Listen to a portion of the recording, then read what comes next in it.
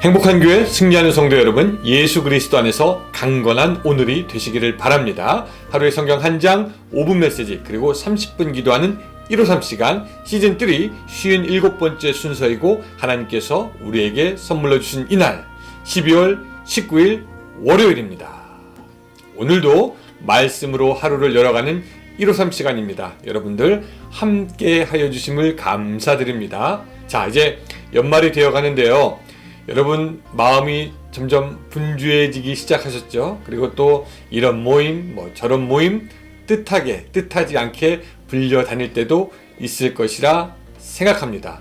이렇게 바빠지는 이때에 아기 예수의 오심과 우리를 향한 하나님의 사랑을 좀 깊이 묵상할 수 있었으면 좋겠습니다. 그래서 여러분들의 내면이 더욱 풍성해지고 하늘의 복이 임하는 이때가 되었으면 좋겠습니다. 자, 오늘은 욥기 36장 7절부터 11절까지 읽으면서 153 시작하겠는데요. 자, 여러분들도 집에서 성경 있으면 다 펴서 같이 읽었으면 좋겠습니다. 36장 7절부터 11절까지입니다. 자, 제가 읽어 드리겠습니다.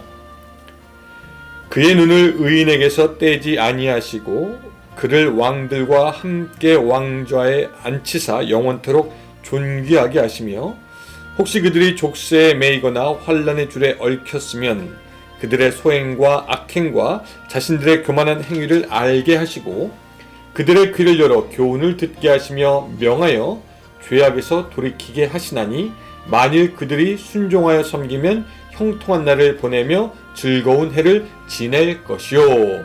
아멘.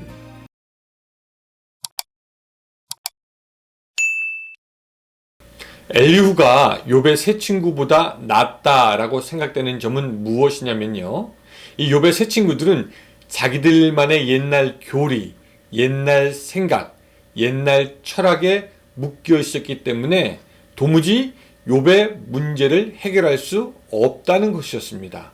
그러면서도 끊임없이 욥을 공격하는 것을 우리가 보게 됩니다.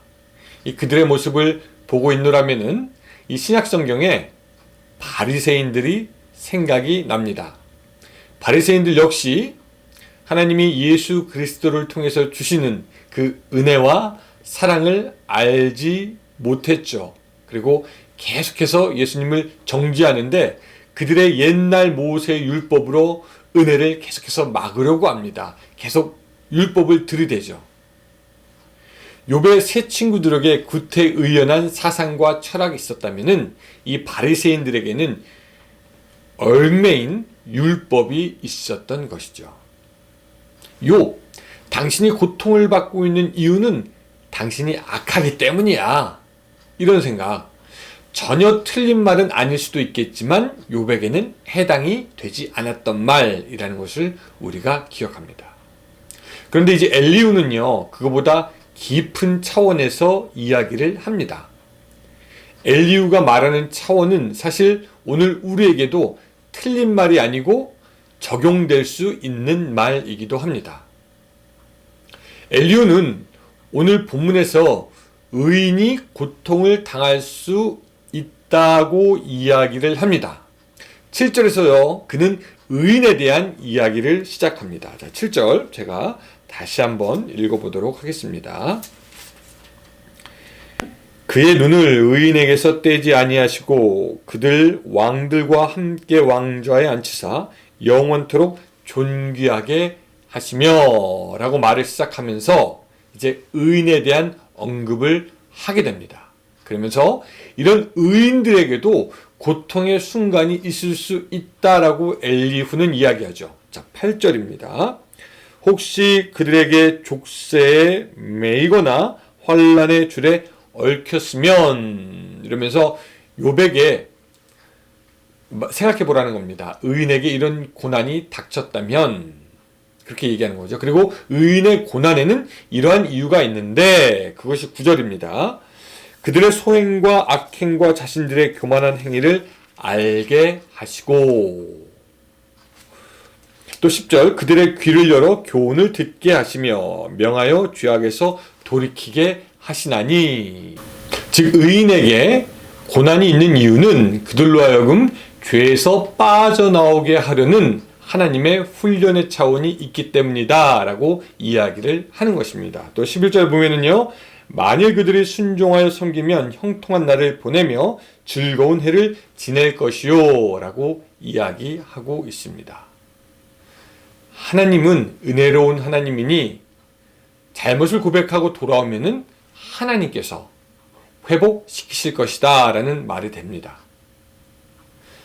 이런 그 엘리후의 말은 욥을 아의 악인이라고 선언하고 자신들의 생각을 주장한 욥의 세 친구와는 조금 결이 틀립니다. 즉 엘리후에 의하면 욥은 의인이었으나 그는 지금 하나님이 훈련하시는 과정에 있고, 이를 통해 욥이 깨닫고 죄 용서를 받으면, 그래서 하나님 앞에 나오면 그는 회복될 것이다 라고 엘리후가 이야기하고 있습니다. 이런 엘리후의 말들을 오늘 본문을 쭉 종합해 보면은요, 그는 이런 얘기를 합니다. 결국 고난에는 목적이 있다라는 거죠. 고난에는 목적이 있다. 첫 번째, 하나님께서 하나님 백성들이 했던 일과 교만해서 저지른 죄악을 깨닫게 하려는 목적이 있다는 겁니다. 자, 고난의 목적 첫 번째는 저지른 죄악을 깨닫게 하는 겁니다. 맞는 말이긴 해요.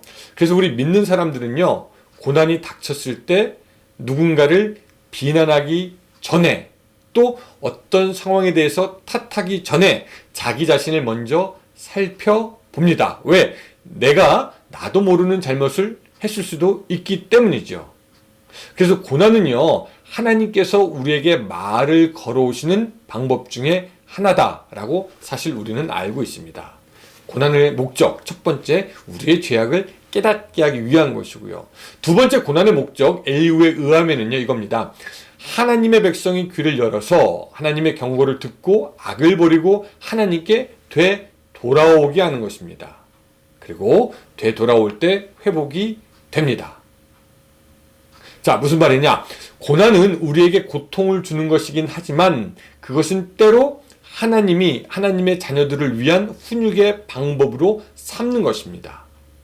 그래서 사람이 받는 고통은 때로 하나님이 사람을 가르치시는 귀중한 기회가 되고, 사람이 고통받을 때 하나님의 메시지를 듣고 돌아오는 것이 지혜입니다.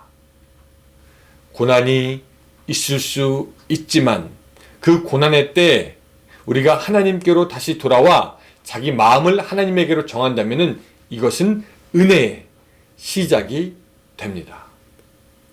이런 엘리후의 고난의 목적, 이 말들은요, 욥의 특별한 상황에 정확하게 들어맞지는 않지만 우리는 여기서 충분히 교훈을 받을 수 있습니다. 우리의 고난을 통해서도 우리는 분명히 깨달을 수 있는 것이 있고, 고난을 통해서 하나님께서 우리에게 하시고자 하는 말씀이 있다는 것이죠. 그래서 고난 가운데서라도 우리가 하나님에게 주파수를 맞출 수 있다면은 고난 이퀄 견장된 축복이라는 공식이 우리에게도 성립이 되는 것입니다. 반면에 고난을 대하는 잘못된 자세도 있습니다. 우리는 고난이 닥칠 때 누가 나를 이렇게 힘들게 하는 거야? 쟤만 없었으면은 이런 얘기도 하고요. 내가 왜 이런 고통을 받아야 되나? 이런 반응 보일 수 있죠. 나보다 어쩌라는 건데? 이렇게 화와 분을 낼 수도 있고요. 하면서 내가 받는 고난의 강도에 집중하는데, 그렇게 고난에 집중한다고 해서 무엇인가 속 시원하게 해결되는 것이 있지도 않습니다. 그런데 이 지혜로운 사람은요, 고난을 통해서 말씀하시는 하나님의 소리를 듣기에 힘쓰고 가르침이 무엇인지 알고 따르려고 하는데, 그것이 신앙의 지혜고 그 신앙의 지혜가 여러분들에게 있으시기를 바랍니다.